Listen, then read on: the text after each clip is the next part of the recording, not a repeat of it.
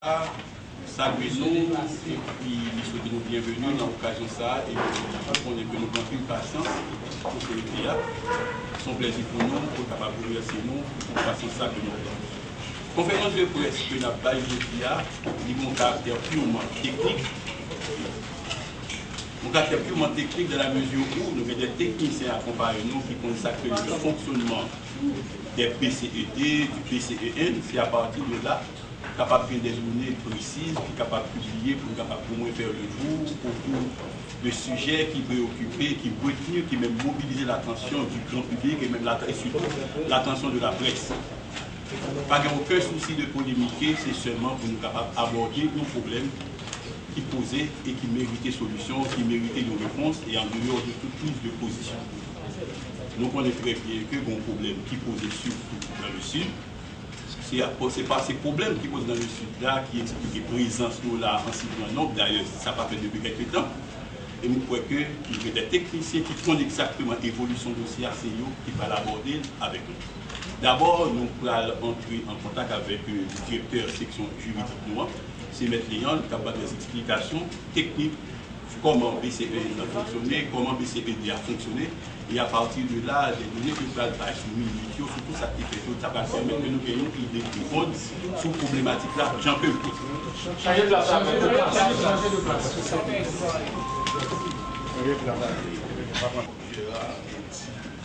Action.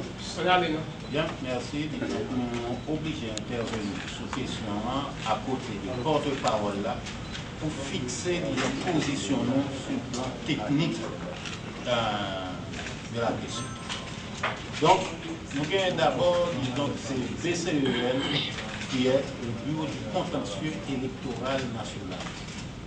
C'est l'instance de recours contre les décisions rendues sur contestation par BCED, par exemple en l'espèce contre le sénatorial. Bureau contentieux électoral national là, composé de 3 conseillers et de 2 avocats, assistés de 1 greffier et ensuite 1 huissier dans cette salle là pour la police. Donc, en général, à partir du moment que notre tribunal va siéger, il est obligé, n'est-ce pas, d'instaurer un plumitif d'audience. Et c'est dans le plumitif d'audience-là que nous allons consigner tout ça qui passait à l'audience. Avocat a plaidé, donc greffier a obligé de consigner tout ça que l'avocat a dit et l'avocat a à un moment donné insisté pour obtenir que consignation en fait. Maintenant, après plaidoirie, avocat, tout le monde consigné, donc on va arriver dans l'autre phase, c'est à la phase du délibéré. Lorsque, disons, le tribunal a fini des affaires, les deux, n'est-ce pas, disons, cause l'a entendu et lui ordonné dépôt des pièces. Immédiatement, tout juge monté et allé dans la salle de délibération. L'un a discuté avec l'autre, à peu près, d'après ce que vous dit à l'audience et d'après les documents que vous gagnez, c'est qui ça qui gagne pour décider. Nous voyons que par exemple, dans le cas ça, vous gagnez 5 juges.